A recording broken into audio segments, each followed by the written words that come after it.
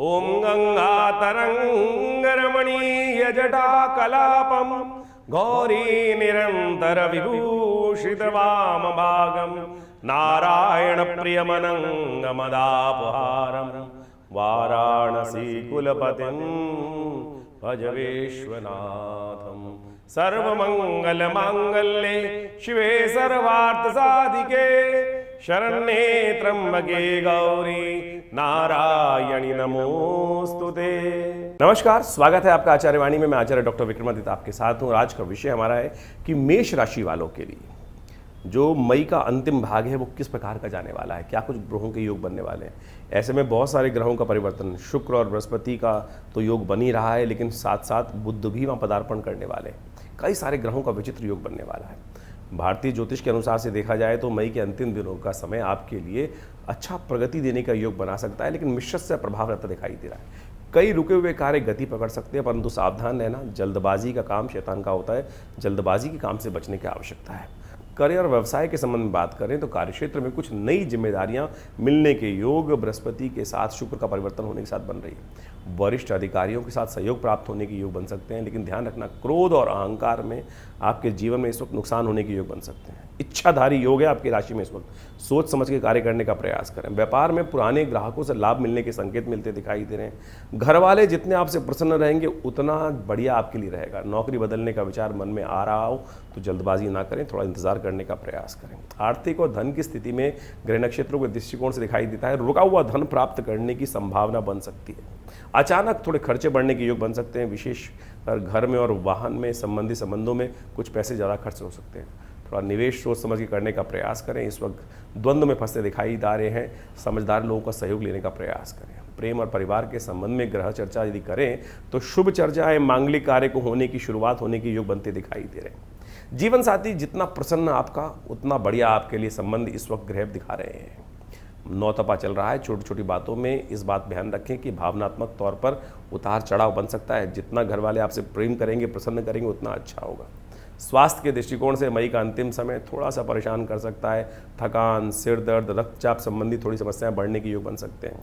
नींद पूरी लें, गर्मी से बचने का पूरा प्रयास करें। खान पान में थोड़ा तीखा और अधिक तला हुआ भोजन ना करें, अन्यथा परेशानी बढ़ सकती है। विद्यार्थियों के लिए ये समय विशेष तौर पर कुछ जो कॉम्पिटिटिव एग्जाम्स का समय चल रहा है उसके लिए मेहनत जितनी वही परिणाम अच्छा देने का योग बनाता दिखाई दे रहा है। इस वक्त ग्रह कहीं ना कहीं ध्यान भटका सकते हैं। बृहस्पति और शुक्र और बुध का योग चल रहा है, वो कहीं ना कहीं थोड़ा सा आपके संबंध ग्रह नक्षत्रों के दृष्टिकोण से मित्रताओं के साथ, मित्रों के साथ कहीं ना कहीं संबंध विच्छेद होने के योग बन सकते हैं। वो कहीं ना कहीं टाइम बर्बाद करने के योग बना सकते हैं। कुछ खास उपाय हैं जो दिन पर दिन करने चाहिए आपको, वो हम बताएंगे। अब दिन पर दिन ग्रहों की गणना किस प्रकार की रहेगी, क्या रहेगी, वो भी समझ लीजिए। सबसे पहले बात कर लेते हैं 21 मई की। 21 मई के दिन पंचांग की गणनाएं कहती हैं कि 21 जून को बृहस्पतिवार का अवसर है, पंचमी तिथि विद्यमान है और आपकी राशि के दृष्टिकोण से इस वक्त देखिए सर्वार्थ सिद्ध योग भी बना हुआ है।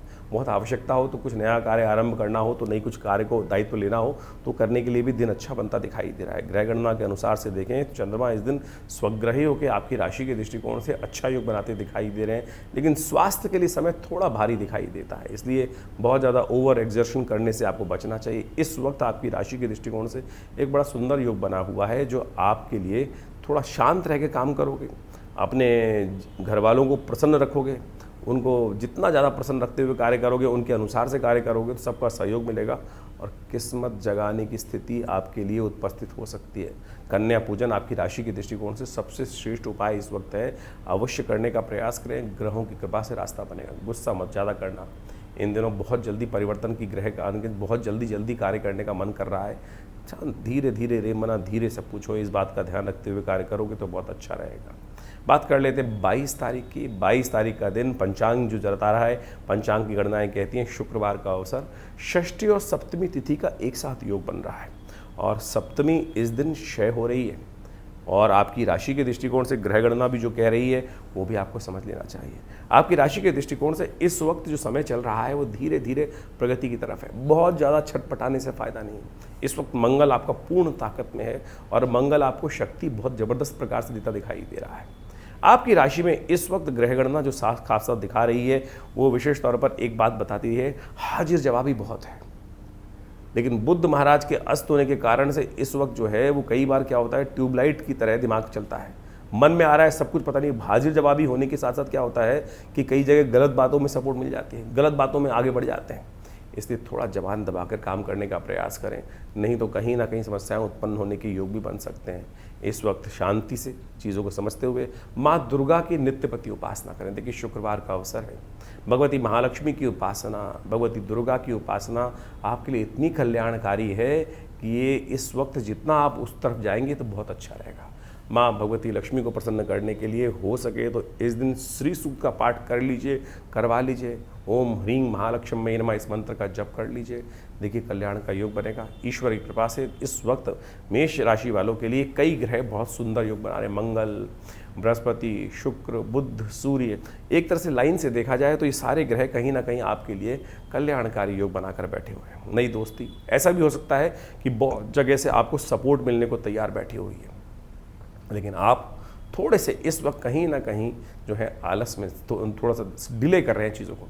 आप डिले मत कीजिए, थोड़ा सा अलर्ट होकर काम करने का प्रयास करें, धीरे करें लेकिन अलर्ट हो जाइए। तुरंत जो सोच रहे हैं उन पर कार्य करके दिखाने का प्रयास कीजिए, तभी आपके लिए अच्छा होगा। नए कार्य करने के लिए दिन अच्छा नहीं है क्योंकि शैद तिथि है, इस बात का ध्यान रखते हुए कार्य करना चाहिए। 23 तारीख का दिन शनिवार का योग बन रहा है, अष्टमी तिथि है और आपकी राशि के दृष्टिकोण से समझ लेना चाहिए आपको ग्रहों का योग क्या कुछ करने जा रहा है। परिवर्तन की तरफ गैर भागते दिखाई दे रहे हैं। आपकी राशि के दृष्टिकोण से इस वक्त विजय का योग बनकर बहुत बढ़िया से तैयार हो गया है। जी हाँ, विजय का योग बहुत बढ़िया से बनकर तैयार है। इस वक्त ग्रह गणना आपके लिए खास तौर पर ये दिखा रही है कि जहाँ भी हाथ डालोगे वहाँ विजय की आकांक्षा कहीं ना कहीं मन में जो है वो बहुत बढ़िया तरह से प्राप्त होने के योग बनती दिखाई दे। लेकिन थोड़ा खर्चा बढ़ सकता है, इस बात का ध्यान रखना। थोड़ा खर्चे बढ़ाते हुए ना काम करें, इस बात का और ध्यान रखते हुए कार्य करें। देखिए इन दिनों शनि महाराज जो है ना आपकी राशि के दृष्टिकोण से 7.5 का पहला योग बनाते दिखाई दे रहे हैं। 7.5 का पहला जो फेज़ है, पहला चरण जो है आपकी राशि में इस वक्त चल रहा है। परिपक्व काल शनि का महाराज आ चुका है, मध्य काल आ चुका है शनि का इस वक्त। इसलिए शनि को मनाना बहुत ज़रूरी है। आमतौर पर हम शनि को मना नहीं पाते हैं। शनि को मनाने के लिए यथाउचित, अभी शनि जयंती भी गई, बहुत सारे लोगों ने उसके अनेक उपाय किए होंगे। बहुत सारे अनेक उपाय शास्त्र में वर्णित हैं, उन सब को करने से कहीं ना कहीं लाभ प्राप्त होता है। लेकिन शनि को मनाना आपकी राशि के दृष्टिकोण से बहुत ज़रूरी है। इस वक्त पुरुषोत्तम मास चल रहा है, तो आपकी राशि के दृष्टिकोण से हमें दिखाई देता है कि आपको अवश्य कुछ ना कुछ कार्य करना चाहिए।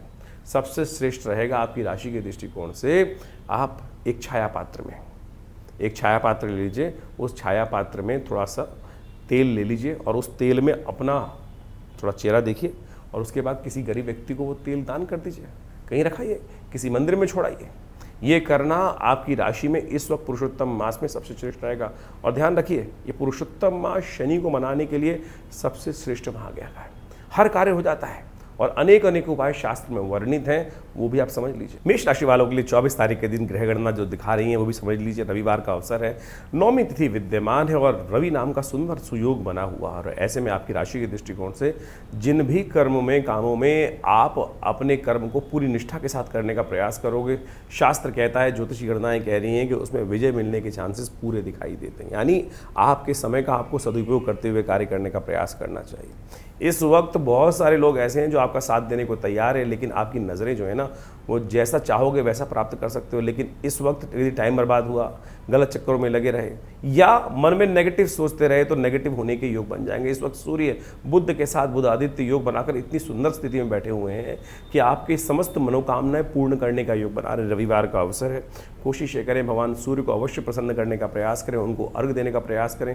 इस वक्त सूर्य को जितनी ताकत दोगे, सूर्य की जितनी ऊर्जा ग्रहण करने का प्रयास करोगे, उतना आपके लिए अच्छा योग बनकर तैयार होती दिखाई दे रही हैं।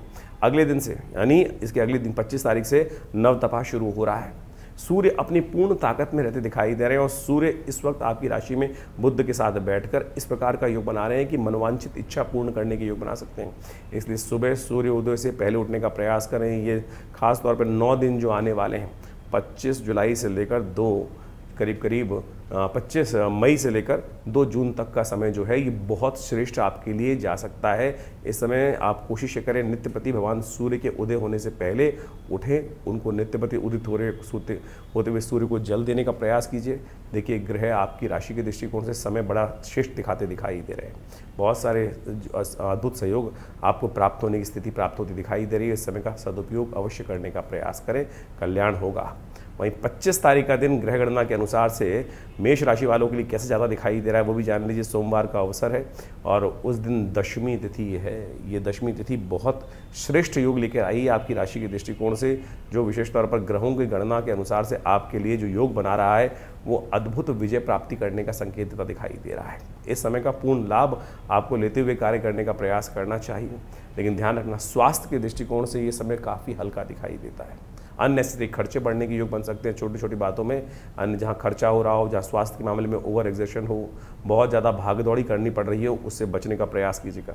गलत लोगों की भावना में ना आए। इस वक्त थोड़ा सा समय ऐसा दिखाई देता है कि शत्रु पक्ष अननेसेसरी आपके रोग दोष इत्यादि जो है वो थोड़े आपके लिए ग्रहों के दृष्टिकोण से भारी पड़ते दिखाई दे रहे हैं। चावल का दान करें, हो सके तो गंगा जल से स्नान करने का प्रयास करें, क्योंकि गंगा दशहरा है इस दिन। शास्त्र में कहा गया है कि गंगा दशहरे के दिन जितना पितरों के निमित्त तर्पण इत्यादि कर सकते हैं वो आपके लिए बड़ा कल्याणकारी रहेगा। हो सके तो भोजन बनाकर एक थाली अपने पितरों के निमित्त से या तो गऊ को या ब्राह्मण को अवश्य खिलाने का प्रयास करें, तर्पण करने का प्रयास करें। इस गंगा दशहरा पर आप अपने समस्त कष्टों को दूर करने का अद्भुत योग बना सकते हैं। गंगा दशहरा एक ऐसी अद्भुत तिथि है जिसमें जो पुण्य कार्य, शास्त्र कहता है दशम पापम हरति दशहरा, और इस बार जेठ के अधिक मास में जो गंगा दशहरा पड़ रहा है, बहुत लोगों की मान्यता है कि शुद्ध में लेना चाहिए, लेकिन बहुत सारे लोगों की मान्यता है कि गंगा दशहरा यदि अधिक मास में पड़ रहा हो तो वो ज़्यादा पुण्यदायक हो जाता है। इसलिए आपको दो योग पड़ रहे हैं, दोनों का पुण्य लेने का प्रयास करें। गंगा दशहरा, गंगा दशमी यानी जेठ के महीने में जो शुक्ल पक्ष की दशमी होती है उसको गंगा दशहरा कहा जाता है। हिंदुओं में सनातन में महापर्व कहा जाता है कि गंगा जो स्वर्ग से इसी दिन पृथ्वी पर अवतरण हुआ था और इसीलिए गंगा दशहरा कहा जाता है। दशम पापम, गंगा का अवतरण हुआ दशों पापों को हरने के लिए। 10 प्रकार के मानसिक, वाचिक, शारीरिक समस्त प्रकार के जो कष्ट हैं उससे निवृत्ति का योग बन जाता है। गंगा दशहरा की कथा शास्त्र के अंदर बड़े अद्भुत रूप से पौराणिक रूप में विद्यमान की गई है। पौराणिक कालों में कार्य के अनुसार से कहा जाता है कि सूर्यवंश में सगर नाम के एक राजा उपस्थित हुए थे। उनकी 2 रानियां थीं और उनके बहुत सारे पुत्र थे। भगवान शंकर को प्रसन्न कर कर उन्होंने वरदान प्राप्त किया और कहा जाता है उनके घर में 60,000 पुत्र हो, उनका वंश इतना बड़ा हो गया। और ऐसा जो है विशेष तौर पर इतना बड़ा वंश कहा गया उनको। एक रानी से 60,000 पुत्र हुए और एक रानी से एक पुत्र उत्पन्न हुआ। समय के अनुसार से चलता रहा बढ़िया। उनके मन में एक दिन भाव आया कि हम जो है अश्वमेध यज्ञ करें। अश्वमेध यज्ञ कहा जाता है महाराज सगर ने ही इस समस्त संसार में जितने सागर हैं उनको उन्होंने खुदवाया था, इसलिए सागर जो है जो नाम पड़ा उनसे ही पड़ता है। महाराज सगर ने अश्वमेध यज्ञ सुंदर रूप से कराया और अश्वमेध करने के उपरांत यज्ञ में क्या घोड़ा छोड़ने का नियम होता था। अपने वर्चस्व को स्थापित करने के लिए जहाँ जहाँ वो घोड़ा जाएगा वो सब उनके अधीन होते जाएंगे, इस प्रकार की परंपरा रही थी। तो कहा जाता है कि कपिल मुनि के आश्रम में वो घोड़ा इंद्र लेकर बांधा है। इंद्र को भय हो गया कि कहीं मेरे सगर महाराज इस यज्ञ को पूरा कर लेंगे तो कहीं ना कहीं इंद्रासन ना ले लें। तो जो सगर महाराज का घोड़ा था वो कपिल मुनि के आश्रम में जाकर बांधा है। कहा जाता है सगर के पुत्र को घोड़े को ढूंढते ढूंढते जब महाराज कपिल मुनि के आश्रम में पहुंचते, कपिल मुनि साधना में विराजमान थे, साधना में आंख बंद करके बैठे हुए थे। उन्होंने देखा सगर के पुत्रों ने कि घोड़ा यहाँ बंधा हुआ है। उन्होंने सगर जो विशिष्ट कपिल मुनि का अपमान करना शुरू कर दिया। कपिल मुनि साक्षात भगवान विष्णु के अवतार माने जाते हैं और जैसे ही उनका नेत्र खुला वो सारे के सारे 60,000 पुत्र वहीं जो है भस्म बन गए। ये अभिमान का प्रतीक था। सब देखिए कि कैसे जो जब इतना बड़ा राजवंश हो जाता है तो कहीं ना कहीं अभिमान भी हो जाता है। और उसके बाद उन समस्त पुत्रों को कपिल मुनि के जो तीसरा नेत्र खुलने से भस्म हो गए। कहा जाता है उनके बाद 3 पीढ़ियाँ उन पुत्रों की जो अस्थियाँ थी उनको किसी प्रकार से तर्पण प्राप्त हो, शांति प्राप्त हो, उसके लिए कार्य करते रहे। तो जो सुंदर आशीर्वाद प्राप्त हुआ, कपिल मुनि जब जागे साधना से तो उन्होंने सगर महाराज पर कृपा करके बताया कि गंगा का अवतरण करो। गंगा के स्पर्श से ही ये जो है इन 60,000 पुत्रों की जो है मुक्ति होने का योग बन सकता है। तो कहा जाता है उसके बाद 2 पीढ़ियाँ लगातार महाराज सगर की गंगा को मनाती रही। तब महाराज भगीरथ उपस्थित हुए उनके बाद और महाराज भगीरथ ने उन भगवान विष्णु की सुंदर उपासना करी और भगवान विष्णु की सुंदर उपासना कर कर उन्होंने गंगा को मांगा। गंगा को मांगने के बाद कहा गया कि गंगा जब पृथ्वी पर अवतरण होंगी तो ये वेग पृथ्वी सह नहीं पाएगी। तो भगवान शिव की उपासना कर कर उन्होंने शिव को प्रसन्न किया। शिव ने उस गंगा को अपनी जटा में स्थान दिया है तो वो जिस उस दिन वो जब पृथ्वी पर अवतरण हुआ है, उस दिन को खास तौर पर यही कहा जाता है कि वो दिवस जो है वो गंगा दशहरा का दिवस है। और उस दिन से पृथ्वी को लेकर महाराज जो है, पृथ्वी पर लाने के बाद महाराज जो भगीरथ है वो आगे आगे चले हैं। और कहा जाता है गंगा दशहरा से के अवतरण होने के बाद जो मकर पर जो सूर्य जब आते हैं, मकर संक्रांति जब होती है, तब वो ऋषि कपिल मुनि के आश्रम पर लेकर उनको पहुंचते हैं गंगा सागर में, जहाँ पाताल में गंगा जी पहुंचती हैं। तब जाकर उस दिन उन सागर के 60,000 पुत्रों की मुक्ति का सुंदर रास्ता बना।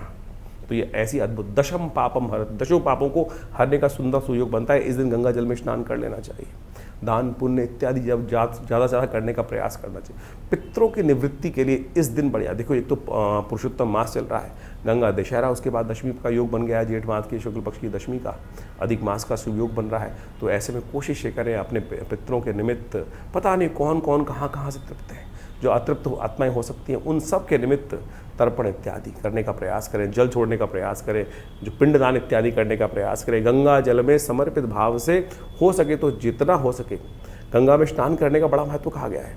देखिए, आप अपने समस्त दशम पापम हरति शास्त्र कहता है, कैसे होंगे निवृत्त? हाथ में गंगा जल में जाके उसमें एक बार डुबकी लगाकर छोड़ दीजिए भगवती के समक्ष अपने आप को। अरे बस तुझ पे समर्पित भगवती। क्या है गंगा? गंगा भगवान विष्णु के चरण का जल है।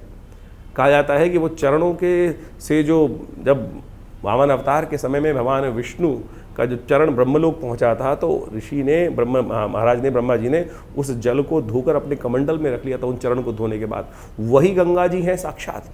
तो इस दिन जब पृथ्वी पर अवतरण हुआ है उनका, तो ऐसे सुंदर अवसर पर उनमें स्नान करें, अपना पुण्य करें, दान करें, गायत्री जप करें। कोई भी वर्ण का व्यक्ति हो, वो सबको अधिकार है इस प्रकार से अपने पितरों के निमित्त जो कर्तव्य हो सकता है वो अवश्य करने का प्रयास करें। देखिएगा, कल्याण का योग बनेगा। ये दशम पापम हरति दशहरा जो योग है, इसका अवश्य लाभ लेने का प्रयास कीजिए, अपने पुण्यों को जगाने का प्रयास कीजिए। और क्या होता है, हमसे रोज़ कहीं ना कहीं पाप होते रहते हैं, और ये गंगा दशहरे का सुंदर योग जो बना है, कोशिश करें इस दिन अवश्य गंगा जी का स्नान। अगर नहीं जा पा रहे हैं तो क्या करें, कैसे करें? देखिए, उसके लिए रास्ता है बहुत सुंदर।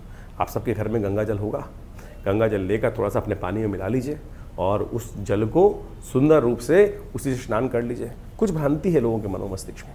कई लोगों ने अधकचरे ज्ञान के कारण से इस बात को उत्पन्न कर दिया है कि गंगा जल है। विशिष्ट तौर पर गंगा जल में आप किसी पानी मिला दोगे तो पूर्ण पानी गंगा जल हो जाएगा, इस बात में कोई दोष नहीं है। कुछ लोगों ने ऐसी भ्रांति फैला दी है कि गंगा जल में तो मिला देंगे किसी और जल में तो वो गंगा जल नहीं होगा, वो तो मदिरा के समान बन जाएगा।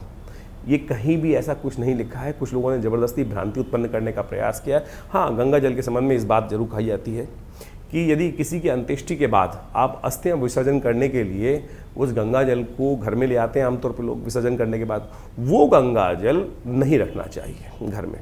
अस्थि विसर्जन के टाइम पर जो गिराकर जो गंगा जल घर में लेकर आते हैं, वो गंगा जल 13वीं के बाद आपको बहा देना चाहिए, उसको नहीं रखना चाहिए। वो गंगा जल उसलिए कहा जाता है कि अंत्येष्टि के बाद जो बचा हुआ गंगा जल जो है, जो उस जगह उस समय गंगा जल स्नान करने गए हैं और वो घर में ले आए, तो वो नहीं रखना चाहिए। बाकी समस्त पुण्य समय पे गया हुआ लाया हुआ घर में गंगा जल बरसों बरसों तक उपयोग कर सकते हैं। और शुद्ध रूप से आप समझें, आप घर के पानी को 4 दिन 10 दिन एक बोतल में रख के रख दीजिए, कीड़े पड़ जाएंगे।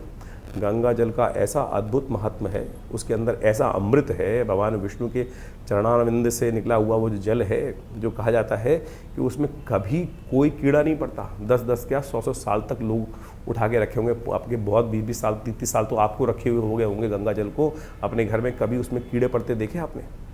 ये अमृत है जो वास्तविक तौर पर आपको समझाया जाता है। तो इसको अब अवश्य इस गंगा दशहरा पर इस पुण्य को कमाने का प्रयास करें। छोटे छोटे उपाय हैं। अपने घर में पूरी तरह से गंगा जल से हल्का सा छींटा दें, माँ गंगायै नमः इस मंत्र का जप करते हुए विशेष तौर पर अपने घर पे छींटा दें। सब लोगों को, बच्चों को कहें गंगा जल से स्नान करने का प्रयास करें। और भी नहीं मिलता है, कोई दिक्कत नहीं है, उसके भी रास्ते बता देते हैं। मानस पूजा, आँख बंद करके मंदिर में बैठ जाइए, भगवान के मंदिर में, और वहाँ जाकर ध्यान से पहुँच जाइए। ध्यान के द्वारा गंगा जल में स्नान कीजिए। कभी अमेरिका बैठा है कोई, कैसे जाएगा? नहीं आ सकता। वहीं बैठ, स्नान कर, आंख बंद करके बैठ और गंगा जल में ध्यानपूर्वक सूक्ष्म शरीर के द्वारा ध्यान करिए कि गंगा के साक्षात तट पर आप विराजमान हैं। ओमकार का जप करते हुए, भगवान शिव का ध्यान करते हुए, ओम नमः शिवाय का, ओम नमो भगवते वासुदेवाय का मंत्र जप करते हुए वहीं गंगा जल में ध्यान से स्नान कीजिए, वही पुण्य प्राप्त होगा। मानस पूजा का उतना ही पुण्य प्राप्त होता है जितना प्रत्यक्ष किए गए कर्म से, और मानस पूजा सबसे श्रेष्ठ कही गई है। तो मनसा वाचा कर्मणा, इस प्रकार से तीनों रूप से कर्म करने का प्रयास करें। भगवान की कृपा से आपके जो कष्ट है वो दूर होंगे, पुण्य की जागृति होगी। पहला कर्म जो है मानसिकी है, तो मानसिक तौर पे भी यदि आप इस दिन इस कार्य को कर लेंगे तो बहुत शुभ प्राप्ति के योग बन जाएंगे। तो मेष राशि वालों 26 तारीख की ग्रहगणना भी समझ लीजिए, उससे पहले पंचांग की स्थिति समझे। मंगलवार का अवसर है, एकादशी तिथि विद्यमान है, उदया तिथि के रूप में एकादशी, और इस एकादशी को विशेष तौर पर कहा जाता है कमला पुरुषोत्तम एकादशी। वैसे तो एकादशी का पुण्य दिल्ली के पंचांग के अनुसार से देखें तो अगले दिन रहेगा, क्योंकि जब वृद्धावस्था में 2 दिन एकादशी पड़ गई इस बार। अगले दिन 3 घड़ी के आसपास की एकादशी है, जो अगले दिन सूर्योदय के रूप में विद्यमान रहेगी और बड़ी श्रेष्ठ होती है कि द्वादशी युक्त यदि एकादशी पड़ रही हो तो बड़ी श्रेष्ठ मानी जाती है। दिल्ली के पंचांग के अनुसार से अगले दिन वो एकादशी, लेकिन एकादशी इस दिन भी है। तो जो व्रत इत्यादि रखना चाहते हैं अपनी अपनी मान्यताओं के अनुसार से, वैष्णव संप्रदाय में बहुत सारे अलग अलग परंपराएं हैं, उनके अनुसार से आप मान सकते हैं। तो जो श्रेष्ठ है वो द्वादशी युक्त एकादशी है, वो बुधवार को पड़ेगी। ग्रह गणना के अनुसार से समझें तो क्या श्रेष्ठ रहेगा, उस दिन बुध महाराज उदय हो रहे हैं, और ये बुध का उदय होना आपकी राशि के दृष्टिकोण से पूर्ण बुध आदित्य योग बनाकर तैयार कर रहा है, और ये कई प्रकार से आपके लिए लाभ की स्थिति को उत्पन्न करता दिखाई दे रहा है। आपकी योग्यता के अनुसार से इस समय जिस चीज़ में भी हाथ डालोगे ऐसा योग बन रहा है कि मिट्टी जो है वो भी सोने में परिवर्तित हो जाए, इस प्रकार की स्थिति बन सकती है। लेकिन ध्यान रखना, स्वास्थ्य के मामले में दिन अभी भी थोड़े भारी चलते दिखाई दे रहे हैं। स्वास्थ्य के मामले में थोड़ा ध्यान रखते हुए कार्य करें, स्वास्थ्य के लिए अनुरूप समय नहीं दिखाई देता है। इस दिन एकादशी भी है, कोशिशें करें चावल का सेवन ना करें, आपकी राशि के दृष्टिकोण से अच्छा रहेगा। और साथ साथ इस दिन एक और योग बन गया है, एकादशी और चौथा बुढ़वा मंगल। हनुमान जी की सुंदर उपासना करने का प्रयास करें। 26 तारीख को मंगलवार जो पड़ रहा है वो जेठ का मंगल पड़ रहा है, जेठ के अधिक मास का मंगल पड़ रहा है, चौथा बुढ़वा मंगल पड़ रहा है जेठ का। इस बार 8 बुढ़वा मंगल पड़ रहे हैं, बड़े मंगल पड़ रहे हैं। बड़ा सुंदर सुयोग लेकर ये समय उपस्थित हुआ है। ऐसे में देखिए काल गणना बड़ी विचित्र चल रही है। इस समय ग्रहों के अनुसार से मंगल पूर्ण ताकत में, शनि महाराज अपने पूर्ण रुद्र रूप में चल रहे हैं। राशियों के दृष्टिकोण से देखा जाए तो शनि से थोड़ा सा आगे मंगल चल रहे हैं, और ये समय बड़ा विप्लवकारी माना जाता है। साथ में जेठ का अधिक मास भी चल रहा है। ज्योतिष की गणनाओं के अनुसार से जेठ का अधिक मास आपसी वैमनस्व को बढ़ाता है, आपस में अशांति का वातावरण बनाने के योग बनाता है। चाहे वो देश हो चाहे लोग हों, कहीं ना कहीं स्थिति मनोमस्तिष्क में नेगेटिव होती जाती है। ईर्ष्या से लोग किसी दूसरे का अहित करने की तरफ जाते हैं। और ग्रह गणना में देखें इस वक्त बुध, बृहस्पति और शुक्र भी एक साथ चल रहे हैं। ये गणना कहीं भी ठीक नहीं है। मंगल राशि के दृष्टिकोण से पूर्ण ताकत में दुस्साहस करने की तरफ प्रवृत्ति जा सकती है, इसलिए अपने आप को बचा के रखने का हमको यथाउचित भाव से प्रयास करना चाहिए। चौथा बुढ़वा मंगल है, ये बड़ा पुण्य का समय है। एकादशी के साथ ये योग पड़ रहा है। एकादशी अधिक मास की एकादशी, पुरुषोत्तम मास की एकादशी, और उसकी एकादशी को कहा जाता है जिसको कमला पुरुषोत्तम एकादशी। भगवती महालक्ष्मी को देने वाली, भगवान विष्णु की उपासना करने से लक्ष्मी और विष्णु दोनों रूप में आपके जीवन में कृपा करने के योग बना सकते हैं। और बुढ़वा मंगल का अपने आप में महत्व ऐसा है, बड़े मंगल का, कहा जाता है भगवान राम के युग में सबसे पहले हनुमान जी ने उस समय पहली बार उस जीवन में कहा जाता है भगवान के दर्शन किए थे, और अपने आप को बड़ा धन्य माना था कि भगवान के दर्शन करके सौभाग्य को प्राप्त करने के योग बना से। तो आप भी इस समय हनुमान जी को, इस कलिकाल में तो सबसे बढ़िया क्या है, कलिकाल जो है चल रहा है, कलयुग जो चल रहा है, संधि काल चल रहा है कलयुग का, और ये पुरुषोत्तम मास भी संधि काल ही है। ऐसे में संधि काल में कहा जाता है जो भी कर्म करोगे उसका कई गुना 100 गुना अधिक प्रभाव होता है। 2 संधि काल चल रहे हैं, कलयुग भी चल रहा है, कलयुग का संधि काल चल रहा है, और इस वक्त पुरुषोत्तम मास भी आ गया है। तो दोनों संधि काल हैं और उसमें बुढ़वा मंगल का योग पड़ गया है। तो कोशिश ये करें हनुमान जी को प्रसन्न करने के लिए जितना उपाय करने का प्रयास करोगे उतना अच्छा होगा। भगवान विष्णु का स्तवन करें, ओम नमो भगवते वासुदेवाय। जब ओम नमो नारायण है, भगवान विष्णु को पंचोपचार, षोडशोपचार, पंचामृत से स्नान कराकर उनका चरणामृत ग्रहण करने का प्रयास करें। साथ साथ हनुमान जी का सुंदर स्तवन। देखिए हनुमान जी कौन है, हनुमान जी भगवान राम, भगवान के एक तरह से कहा जाता है उन्होंने अपना पुत्र स्वीकार किया उनको, और पूर्ण कृपा जिसको हो सकती है, भगवती ने स्वयं अजर अमर होने का आशीर्वाद दिया। अजर अमर गुरु सो तो हो कहा गया, और उसके बाद जब भगवती ने आशीर्वाद दे दिया, सुंदरकांड में वर्णन मिलता है, तो भगवान ने भी उनको पुत्र कह के संबोधित कर दिया। तो आप समझें कि ऐसा सुंदर सुयोग है, और आप समझें कि आप पुत्र की यश गाथा गाओगे तो पिता अपने आप प्रसन्न होकर किसी पिता के समक्ष, माता पिता के समक्ष जाकर उनके बच्चे के संबंध में कहो इतना बढ़िया बच्चा है, ऐसा है, इसने इतना यश काम किया, इतना ऐसा किया, तो पिता का जो सीना होता है माता पिता का सीना डबल हो जाता है। अरे मेरे पुत्र की यश गाथा हो रही है, मेरे संतान की यश गाथा हो रही है। तो इस सुंदर सुयोग में देखिए सुंदरकांड का पाठ कीजिए, हनुमान चालीसा का पाठ कीजिए, हनुमान जी प्रसन्न हो जाएंगे और क्या होगा, आशीर्वाद सुंदर प्रदान करने का सुयोग बनाएंगे। बहुत छोटे छोटे मार्ग हैं, इसको लाभ उठाने का प्रयास करना चाहिए। और बुढ़वा मंगल का तो अपने आप में ऐसा महत्व है कि जिसने भी, जिस भी पंथ के, जिस भी संप्रदाय के व्यक्ति ने जब इनका पाठ किया है, कहा जाता है कि यवन रानी थी, मुस्लिम रानी थी, उसकी श्रद्धा हनुमान जी में हो गई और उन्होंने उस बुढ़वा मंगल पर विशेष तौर पर बड़ी भगवत हनुमान जी की प्रसाद, पूजन, सवामनी सब भोग लगवाने का प्रयास किया। बड़ी श्रद्धा से उनका मंदिर बना के उनका पूजन किया, उनकी मनोकामना पूर्ण कर दी हनुमान जी ने। तो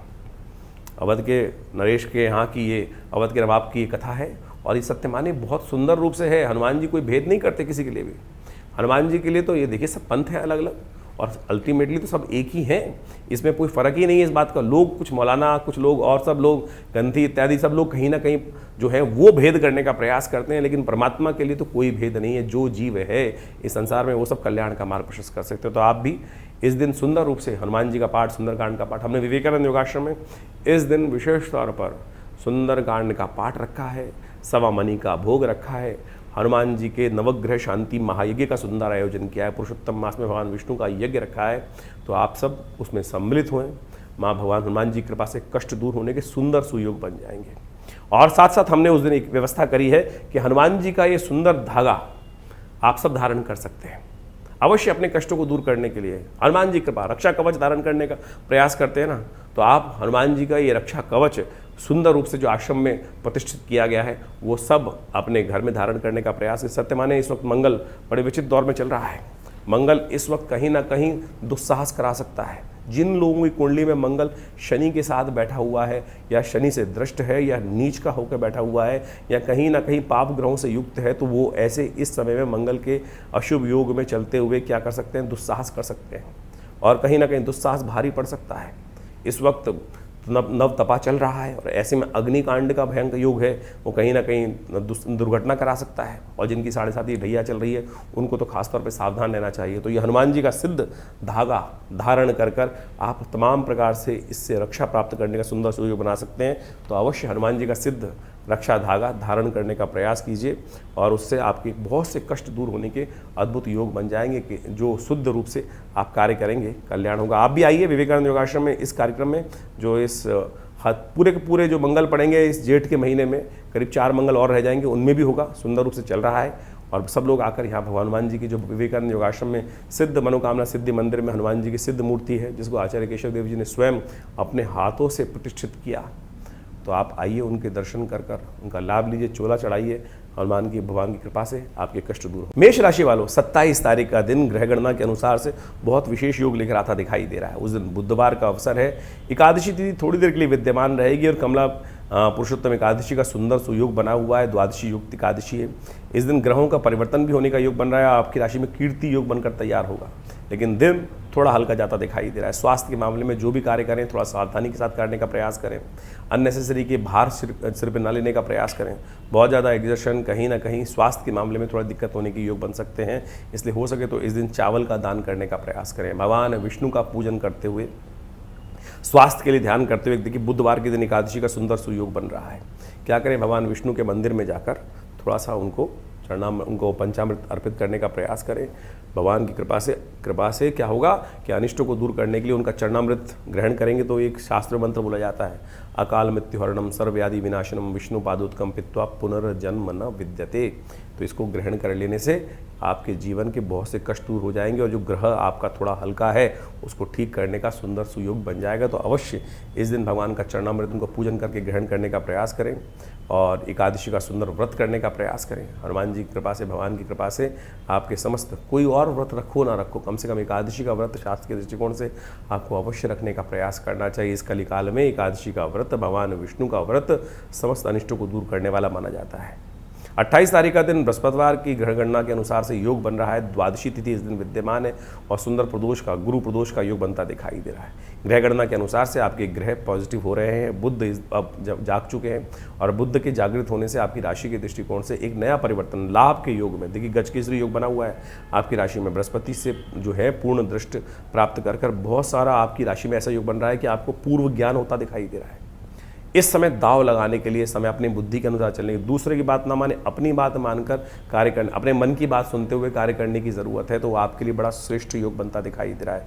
इस समय का आपको पूरी श्रद्धा से लाभ लेने का प्रयास करें। महालक्ष्मी की सुंदर उपासना करोगे ना तो कृपा से कहीं ना कहीं लक्ष्मी के, बृहस्पति बहुत तेज गति से परिवर्तन की तरफ जा रहे हैं और इस वक्त आपकी राशि के दृष्टिकोण से लाभ का योग अच्छे से बनता दिखाई दे रहा है। हाँ, आपकी राशि में यदि जन्मपत्री में कहीं ना कहीं बुध की अच्छी स्थिति नहीं है तब आपको थोड़ा ध्यान रखना चाहिए। बुध यदि आपकी कुंडली में बहुत बढ़िया है, ग्रह गोचर के अनुसार से इस वक्त बुध उदय होकर सूर्य के साथ आदित्य योग बना रहे हैं, तो ये कहीं ना कहीं शेयर मार्केट से भी आपको लाभ देने के योग बना सकते हैं। और आपकी कुंडली में यदि बुध खराब स्थिति में बैठे हुए हैं तब आपको नुकसान होने का योग बन सकता है। तो अब आप ये गणना स्वयं कर लीजिए या किसी अच्छे ज्योतिषी से दिखा के करने का प्रयास करें। प्रदोष है इस दिन, गुरु प्रदोष का योग बन रहा है। सही ज्ञान प्राप्त करने के लिए इस दिन भगवान विष्णु, भगवान शंकर की सुंदर उपासना समस्त अनिष्टों को दूर करेगी।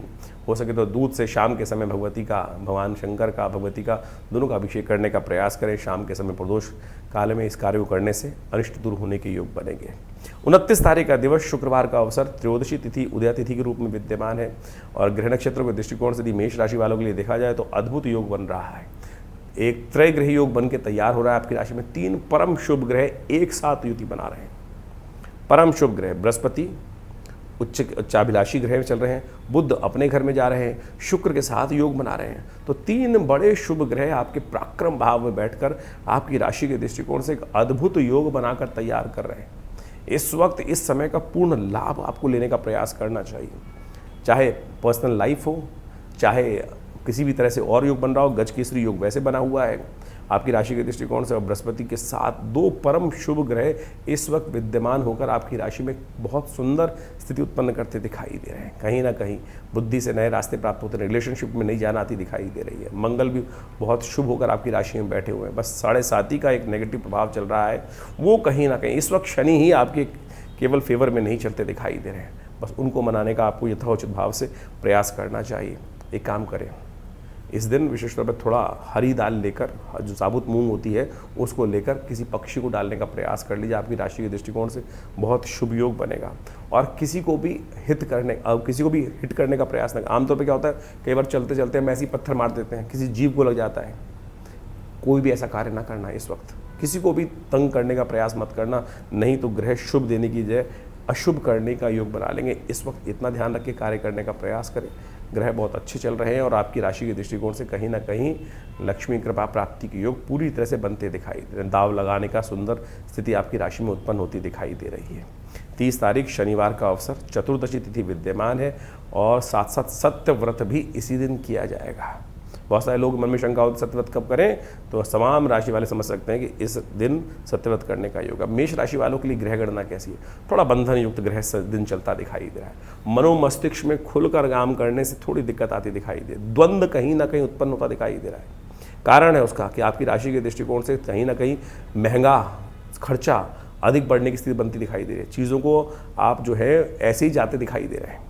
इस वक्त मन में कहीं ना कहीं द्वंद्व भावना, इधर जाऊं कि उधर जाऊं, किसी की एडवाइस लूं कैसे लूं, तो कहीं ना कहीं हर चीज़ में ओवर कैलकुलेटिव होने के योग बनते दिखाई दे रहे हैं। अरे थोड़ा सा बैलेंस होकर चलने का प्रयास कीजिए।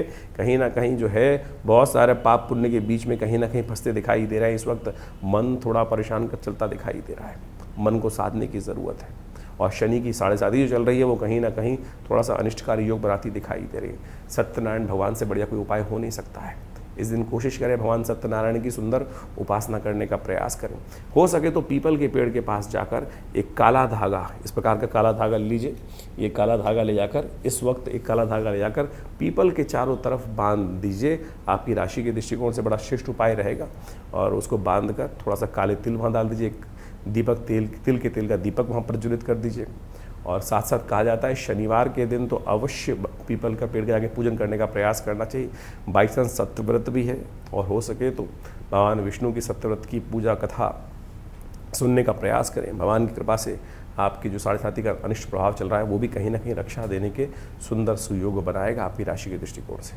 31 तारीख का दिन रविवार का अवसर है, पूर्णिमा तिथि इस दिन विद्यमान है और उदय पूर्णिमा का योग बन रहा है। पूर्णिमा जो उदयकालीन में आ गई है उसका सुंदर सुयोग बनकर तैयार है। सत्यवत तो पिछली देर हो गया क्योंकि रात्रि में पूर्णिमा का योग बन रहा था, लेकिन थोड़ी देर के लिए उदयकालीन में इस दिन पूर्णिमा विद्यमान है, तो पुण्य पूर्णिमा का जो पुण्य है इसी दिन रहेगा।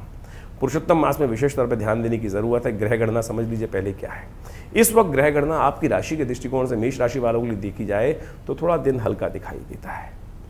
आकांक्षा बहुत रहेगी, ये चाहूँ, और कहीं ना कहीं दिल पे चोट लगती दिखाई दे रही है। बहुत सारे लोगों के बाह्य रूप देखकर कहीं ना कहीं मन पे चोट लगता दिखाई दे रहा है। मौसम गर्म है बहुत ज़्यादा, आप गर्म मत होइए। बाहर तो बहुत तप रहा है, नौतपा चल रहा है।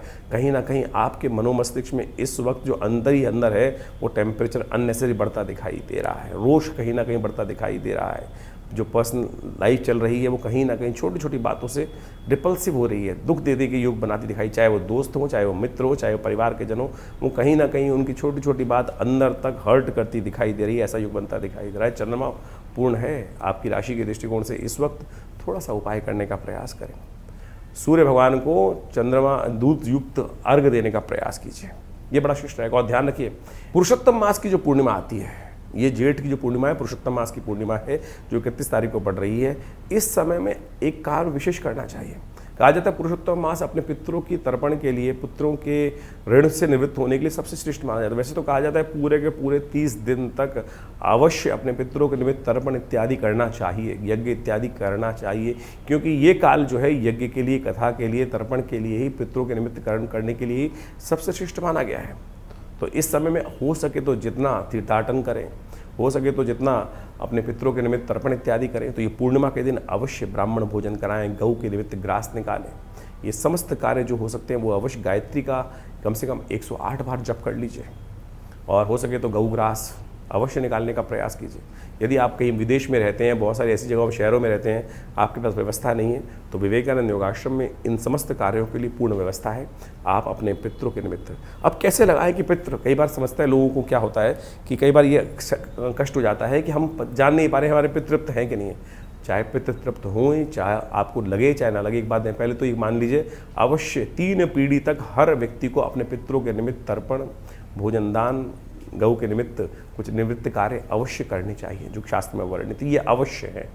यदि बार बार कोई पितृ आपके सपनों में आ रहे हैं, कोई मित्रगण आपका जो चला गया है, कोई रिलेटिव है, बार बार सपनों में आपको दिखाई देता है, उसकी याद बार बार आती है, तो कहीं ना कहीं वो अपेक्षा कर रहा है कि हमारे लिए, हो सकता है कि परिवार में, उनके घर में, किसी के लिए भी कर सकते हैं आप। जरूरी नहीं कि अपने पितरों के निमित्त अपने परिवार के लोगों के लिए ही तर्पण करना चाहिए। अरे मित्र इत्यादि दूर का कोई संबंधी है, हम ऋषियों के लिए तर्पण करते हैं कि नहीं करते, हम विभिन्न देवताओं के लिए तर्पण करते हैं, तो मित्र इत्यादि, रिश्तेदार इत्यादि सबके लिए आप कुछ ना कुछ कर सकते हैं। जली तो छोड़ना है, ये अवश्य छोड़ने का प्रयास कीजिए। और यदि आपका काम, घर में शादी नहीं हो पा रही है, बहुत बार ऐसे कष्ट हो जाते हैं कि सब कुछ ठीक होते हुए, धन संपदा होते हुए भी घर में बच्चों की शादी नहीं हो पा रही है, पूरी मेहनत करते हुए भी कहीं ना कहीं ऐसा होता है कि कहीं ना कहीं इंडस्ट्री में, व्यवसाय में दिक्कत आ रखी है, सब कुछ बढ़िया होते हुए भी, सेवा करते हुए भी आपको क्रेडिट नहीं मिल रहा है। कहीं ना कहीं घर में कलेश ही कलेश चलते रहते हैं, हर कोई मन मुटाव करके बैठा हुआ है, सब कुछ सेवा करने के बाद भी, तो हो सकता है कहीं ना पित्त संबंधी समस्या हो। तो उनके निमित्त अवश्य एक काम किया कीजिए, कुछ ना कुछ इस पुरुषोत्तम मास में उनके निमित्त तर्पण कर दीजिए, ब्रह्म भोजन करा दीजिए, गायत्री जप करा दीजिए। और विवेकानंद योगाश्रम में हमने विपूर्ण व्यवस्था करी है कि आप सब अपने पितरों के निमित्त गायत्री जप इत्यादि सब कराने की व्यवस्था ले सकते हैं, लाभ ले सकते हैं, और पूरी तरह से आप इस कार्य को लाभ लेकर करने का प्रयास कीजिए। बहुत वर्षों बाद ये योग बना है जेठ के महीने में, ये ऐसे मत जाने दीजिए। पुरुषोत्तम मास का अद्भुत महात्म्य शास्त्र में बताया गया है, हम पूरी तरह से आपका उसका महात्म्य बताते हैं, सुनिए। ग्रहों की गणना अभी आपने समझी, तिथि के अनुसार से आपकी राशि के दृष्टिकोण से क्या कुछ फर्क पड़ रहा है, लेकिन उन सबके कष्टों को दूर करने के लिए अनेक उपाय शास्त्र में वर्णित है। लेकिन इस वक्त पुरुषोत्तम मास चल रहा है, ये भारतीय संस्कृति के अनुसार से एक समय की ऐसी कालगणना है कि जिसमें जो कार्य आप करोगे, दान, पुण्य, तप, व्रत, इसका 100 गुना अधिक प्रभाव होगा। यानी ये समय वास्तविक तौर पे समझ लीजिए अपने पुण्यों को एकत्र करने वाला है। जीवन में कष्ट क्यों आते हैं कि पुण्य घट जाते हैं। जीवन में यदि हमारे पुण्य अधिक मात्रा में हो तो समय कैसा भी खराब चल रहा हो हमें उसका पता ही नहीं चलता। ये ऐसे प्रत्यक्ष रूप से ज्योतिष गणनाओं के अनुसार से कहा गया है। और पुरुषोत्तम मास तो वो मास है जिसमें आध्यात्मिक उन्नति, पुण्य को अर्जन करने के लिए जो भी कर्म किए जाते हैं उसका एक दुर्लभ अवसर माना गया है। और सरल विधि, बड़ी सरल विधि से भगवान कृष्ण की केवल उपासना कर ओम नमो भगवते वासुदेवाय, इस मंत्र का केवल जप करके ही आप अपने पुण्यों को अद्भुत रूप से बढ़ाने का अद्भुत कार्य कर सकते हैं। भगवान विष्णु का कैसे ही पूजन किया जाए? कहा जाता है कि इस मास में भगवान विष्णु को तुलसी दल अर्पित करने से, पूजा में भगवान को पीताम्बर अर्पित करने से, पीले पुष्प अर्पित करने से, चंदन, केला, पीली मिठाइयों का भोग उनको लगा देने से भगवान की प्रसन्नता अद्भुत रूप से प्राप्त हो जाती है। शास्त्र कहता है ना, पत्रम पुष्पम फलम तोयम यो में भक्ता प्रयच्छति। किसी प्रकार से भी आप अपनी श्रद्धा का समर्पण करने का प्रयास करें। श्रीमद् भागवत का यदि हो सके तो सप्ताह करने का प्रयास करें, गीता का पाठ करने का प्रयास करें, विष्णु सहस्त्रनाम का पाठ करने का प्रयास करें, रामायण का। ये वास्तविक तौर पे अपने पुण्यों को बढ़ाने के लिए। देखिए, एक बात समझ लीजिए, आए थे हरि भजन को ओटन लगे कपास। ज्योतिष को बहुत सारे लोग केवल शास्त्र शून्य, अध्यात्म शून्य मान लेते हैं। ज्योतिष में जो भी उपाय इत्यादि किए जाते हैं, परमात्मा का नाम ही एक ऐसा उपाय है कि जिससे समस्त कष्ट दूर हो जाते हैं। लेकिन आज हम लगे हैं चक्करों में, किस प्रकार से पता नहीं कौन कौन से उपाय, कोई उल्टा करवा रहा है, कोई सीधा करवा रहा है, कोई ये नदी में डलवा रहा है, कोई वो नदी में डलवा रहा है, कोई चलते पानी में डलवा रहा है, कोई कुछ कर रहा है। शास्त्र के अनुसार से आज कहा गया है ना कि केवल हरिनाम का स्मरण कर लो, समस्त कष्ट। ये जो ज्योतिष की गणनाएँ हैं, ये तो केवल माध्यम है जानने का, जो एनालाइज करने का क्या समस्या चल रही है। निदान तो परमात्मा का नाम ही है और वही सरल रूप से हम ले नहीं पाते हैं। तो इस पुरुषोत्तम मास में कोशिश ये करें, अत्यधिक सेवा करने का प्रयास करें, दान पुण्य करने का प्रयास करें, अपनी क्षमता के अनुसार अन्नदान, दीपदान, तुलसी का पौधा इत्यादि भी लगा देंगे ना तो वो भी पुण्य को बढ़ा देगा। इसको करने का प्रयास, जरूरतमंदों में भोजन दान इत्यादि करने का प्रयास करें। दान बंद करने से, समझ लीजिए, दान बंद करने से किस्मत का ताला है ना वो बंद हो जाता है। इसलिए यथाउचित भाव से जो दान पुण्य करने का प्रयास करें। पता नहीं हमारे पूर्व जन्मों से कौन से कर्म ऐसे हैं जो हमारे साथ चलते चले आ रहे हैं, और पुण्य है तो वो कहीं ना कहीं हमारे को आगे बढ़ाए जा रहे हैं, और पुण्यों का अकाउंट कम है तो कष्ट एक के बाद एक कहीं ना कहीं परेशान करते चले जा रहे हैं। घर में एक तुलसी का पौधा इस महीने अवश्य लगाने का प्रयास करें। ये छोटा सा उपाय है, देखिएगा घर के वास्तु दोष दूर करने के लिए अद्भुत रूप से कष्ट दूर होने के योग बन जाएंगे। पूरे पुरुषोत्तम मास में, जैसे कार्तिक मास में पूजन किया जाता है ना, इसी प्रकार से स्नान कर कर एक दीप दान कर लीजिए। ये छोटा सा उपाय है। सत्य मान लीजिए, आपकी पितृ संबंधी समस्या यदि कोई चल रही है, बहुत सारे लोग कहते हैं पितृण, पितृदोष, ये वो फलाना धमका, केवल इस मास में, पुरुषोत्तम मास में एक दीप दान शाम के समय नित्य प्रति जलती नदी में कर देंगे तो कहा जाता है वो आपके पितरों को भी तृप्त कर देगा। देखिए, एक बात और ध्यान रखें, इस पुरुषोत्तम मास में बहुत से कार्य वर्जित कहे गए हैं। विवाह, गृह प्रवेश, मुंडन, जनेऊ इत्यादि जो संस्कार इत्यादि हैं वो बिल्कुल वर्जित माने जाते हैं, उनको नहीं करना चाहिए। क्योंकि इस मास की गणना, ये मलमास माना जाता था पहले, लेकिन जब मलमास पद्म पुराण में बहुत अत्यधिक कथा ही, जब इसके अंदर जो शास्त्र में कहा गया है कि पुरुषोत्तम मास में किया गया कोई भी सत्कर्म कार्तिक मास के समान पुण्य होता है, तो कहा जाता है कि एक बार शास्त्र के दृष्टिकोण से कहा जाता है कि मलमास जिसका नाम पड़ा, जिसमें संक्रांति नहीं आती, यानी जिस मास के अंदर, जैसे आप मान के चलें चैत्र, वैशाख, जेठ, इस सब में एक संक्रांति आती है विशेष तौर पे, लेकिन जिस मास में 32 महीने 16 दिन बाद 4 घड़ी के एक अंतर से एक ऐसा समय आ जाता है कि जिसमें महीना जो है वो ऐसा खत्म हो जाता है कि संक्रांति बीच में पड़ती ही नहीं है, तो जब वही मलमास माना जाता है कि यानी मलमास पड़ गया, तो कहा जाता है कि एक बार भगवान बड़ा परेशान हुआ मलमास कि मुझको मलमास बना दिया गया है।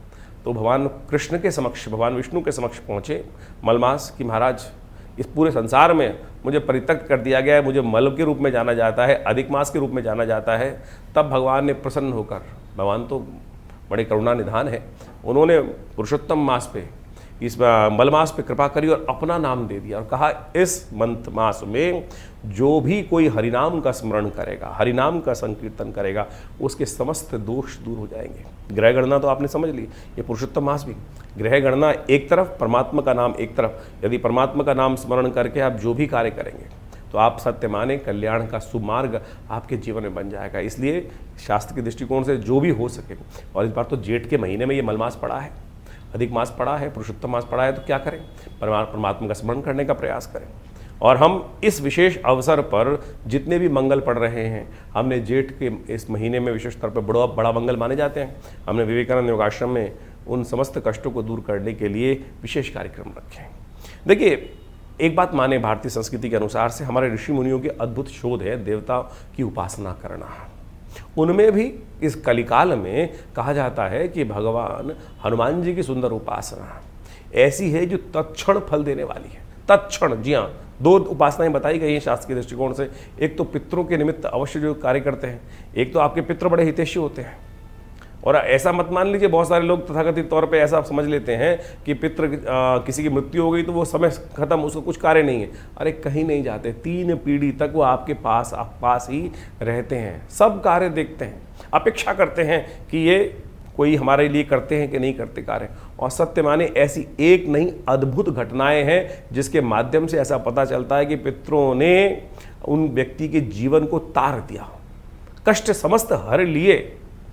यहाँ तक कि भारतीय शोध विज्ञान के जो ऋषि गण हुए हैं उन्होंने ही इसके बारे में नहीं लिखा है, बाहर के राइटर्स ने, एनी बेसन ने, डब्ल्यू लेडबीटर ने ऐसी ऐसी पुस्तकें लिखी हैं जिसके माध्यम से आपको समझ में आना चाहिए कि वो पिता जो दिव्य आत्माएं हैं, दिवंगत आत्माएं हैं, वो अद्भुत रूप से कष्टों को दूर करने के लिए आती हैं। एक इनविजिबल हेल्पर नाम से किताब लिखी, हमारे आश्रम से किताब छपी है जिसका नाम है प्रेतात्माओं से मिली है। ऐसी अद्भुत रहस्य की बातें हम लोगों ने उसमें लिखी हैं, शोध की बातें लिखी हैं कि कैसे वो दिवंगत आत्माएं आती हैं और हमारे के जीवन में बहुत सारे कष्ट दूर करके चली जाती हैं। एक व्यक्ति हमारे आश्रम पे आए, बहुत वर्ष पुरानी बात है, मैं बहुत छोटा था, पिताजी के साथ में बैठा हुआ था। फरीदाबाद से एक व्यक्ति आया और उसने पिताजी के समक्ष अपनी बात रखी कि महाराज मुझे ऐसे ऐसे मेरे भाई, जिसकी बड़े भाई की मृत्यु हो गई थी, और वो सपने में आकर कुछ भाव बता के गया है। पिताजी ने कहा पूरी बात बताओ क्या हुआ। महाराज मैं ऐसे सो रहा था एक दिन, और सोते हुए क्या हुआ कि मुझे ऐसा लगा कि भाई आवाज़ दे रहा है, उठ जल्दी उठ भाई। उसकी भाई की मृत्यु हो गई थी और आवाज़ आई उसको भाई की, भाई उठ जल्दी उठ, घर में चोर आए हुए। वो खट से उठा और उसने देखा, इसे उठ के, पुराने ज़माने की बात है, करीब 30-35 साल पुरानी बात बता रहे हैं आपको हम, और खटपट हुई होगी। तो क्या हुआ कि वो जो बाहर थी भैंस इत्यादि बंधी हुई थी, उसको खुली भैंस मिल गई, और जैसी खटपट हुई होगी, उठा होगा, तो वो चोर भाग गया। यानी भैंस जो उसको चुरा के ले जा रहे थे जो लोग, वो छोड़कर भाग गए। उसको कुछ दिन बाद फिर वही सोते हुए आभास हुआ कि भाई की आवाज़ आ रही है कि भाई चिंता मत कर। उस बड़े भाई की एक बेटी थी जिस शादी योग्य थी, और छोटा भाई बड़ा परेशान था कि अब पैसे है नहीं इतने, शादी कैसे करूँगा। और उसने पिताजी को आके बताया कि ऐसे ऐसे आभास हुआ है कि बड़े भाई ने मुझे कहा है सपने में आकर कि ये काम कर ले, इस काम में बहुत फ़ायदा होने वाला है, तो आगे जाकर इस काम में कर ले, और जो पैसे आए उसको शादी में लगा दिया। वो पूछ रहे आया पिताजी से हमारे कि भाई ऐसा काम, मुझे ऐसा आभास हुआ है, इसको करना चाहिए नहीं करना चाहिए। पिताजी ने पूरा गणनाएं देख के कहा अगर पितर आपके आए हैं और आपके समक्ष इस बात का सानिध्य कर रहे हैं तो आपको ये कार्य अवश्य करना चाहिए। सत्य मानिए उसने वो कार्य किया। अब हम यहाँ वो बताना नहीं चाहते कौन सा कार्य वो करता था, लेकिन सत्य माने उससे उसको लाभ हुआ। तो आपके पितृ आपके सबसे बड़े हितैषी हैं, उनके निमित्त ये कार्य हमको अवश्य करना चाहिए। तो समझ लीजिए भगवान हनुमान जी महाराज और पितृ इत्यादि आपके सबसे हितैषी है, तो उनके निमित्त जो कार्य कर सकते हैं अवश्य करने का प्रयास करो। इस जेठ के महीने में तो बड़ा जो मंगल पढ़ते हैं, बुढ़वा मंगल पढ़ते हैं, तो अद्भुत योग लेकर आते हैं। हमने उसके लिए विशेष तौर पे कार्यक्रम बनाए भी हैं, बहुत सारे यज्ञ इत्यादि चलते हैं। पितरों के निमित्त भी इस जो अधिक मास है, पुरुषोत्तम मास है, इसमें हमें गायत्री जप, ओम नमो भगवते वासुदेवाय, इसको अवश्य करने का प्रयास करना चाहिए। सत्य माने अगर आपका ये ऋण निवृत्त, पितृदोष नाम की कोई चीज़ नहीं होती है, पितृ ऋण जरूर होते हैं, और पितृ ऋण से यदि हमारे जीवन में निवृत्ति हो जाए तो सत्य माने आधा भार कट जाता है।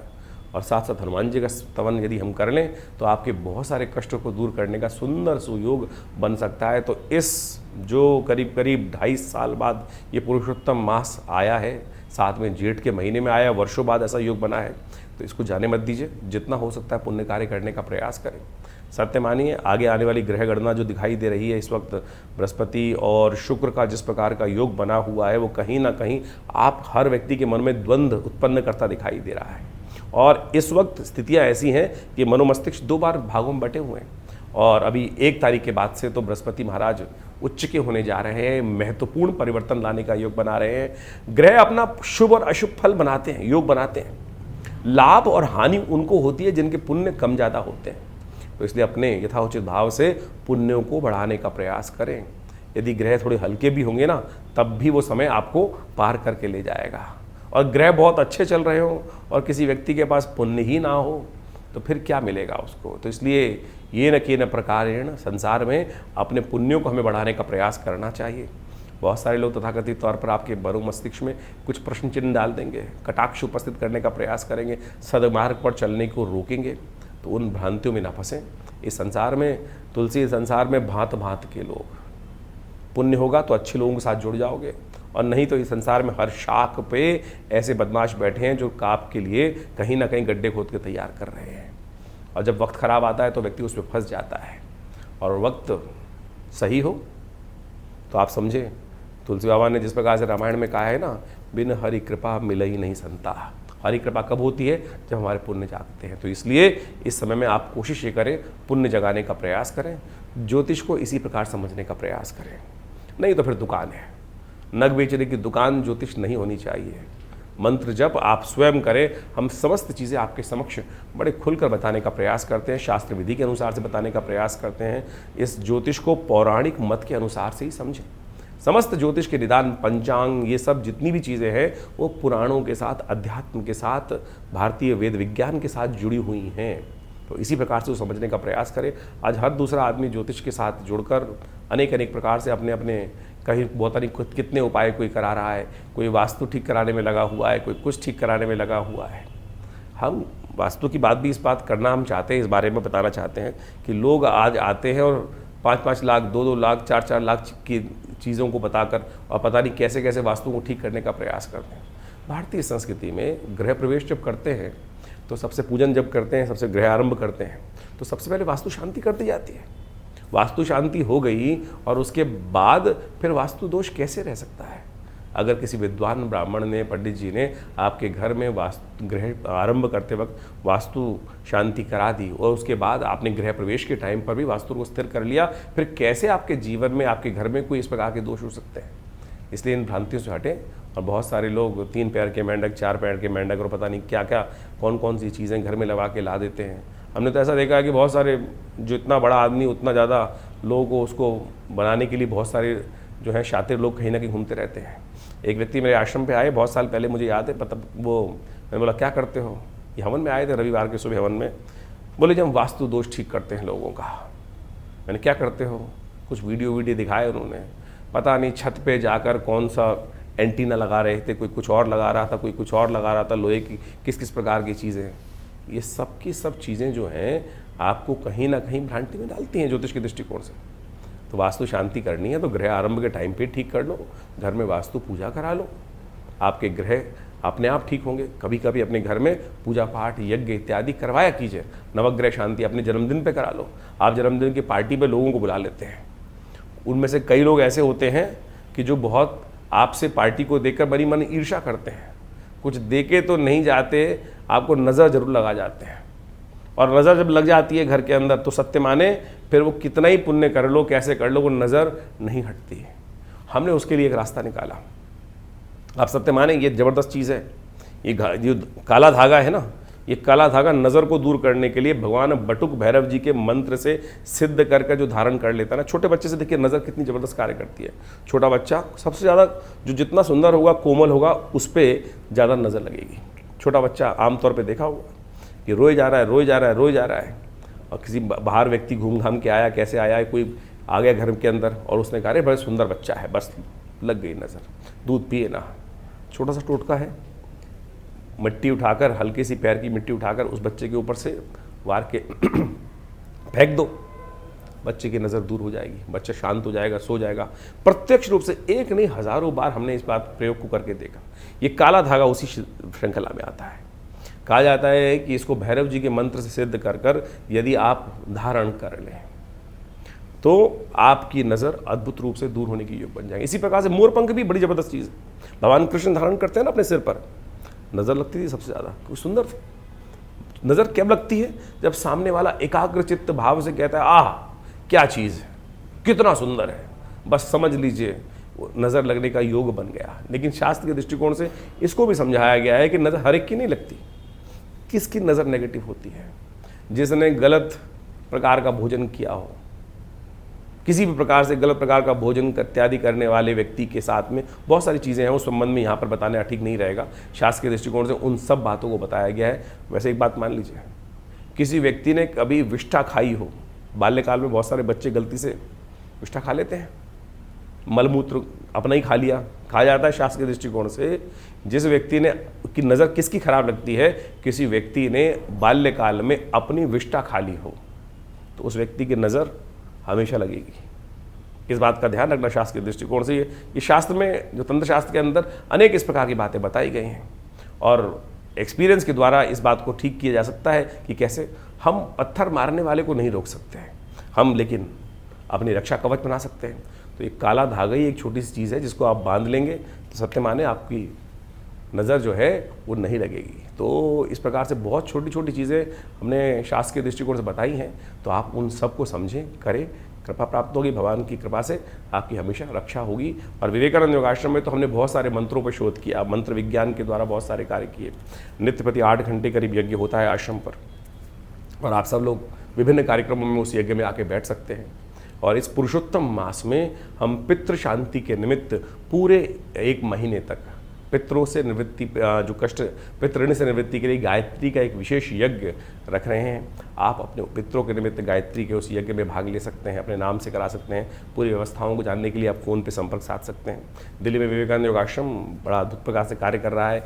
गौ सेवा कार्य नित्य प्रति चलता ही है, नित्य प्रति 8 घंटे यज्ञ चलता है। और विवेकानंद हॉस्पिटल प्राकृतिक चिकित्सा, योग, आयुर्वेद के संबंध में एक पूरा करीब पिछले 50 सालों से आश्रम कार्य कर रहा है। भारत सरकार के पैनल पर है, दिल्ली गवर्नमेंट के पैनल पर है, और बहुत सारे लोग आकर, चाहे वो कमर दर्द है, चाहे वो सर्वाइकल पेन है, चाहे वो ब्लड प्रेशर है, चाहे वो शुगर है, एंजाइटी डिसऑर्डर्स हैं, नींद न आने की बीमारी हैं, इन सब में विभिन्न मुद्राओं के द्वारा, योग के द्वारा, औषधि विज्ञान के द्वारा, प्राकृतिक चिकित्सा के द्वारा, बिना किसी औषधि के भी हम धूप मट्टी पानी प्राकृतिक चिकित्सा के द्वारा बहुत सारी बीमारियों को ठीक करने के लिए यहाँ बाहर दिल्ली में कार्य कर रहे हैं। 2 एकड़ में बड़ा संस्थान है विवेकानंद हॉस्पिटल योग आश्रम, और बहुत सारी शोध पुस्तकें लिखी हैं, करीब 50 से 60 पुस्तकें लिखी गई हैं।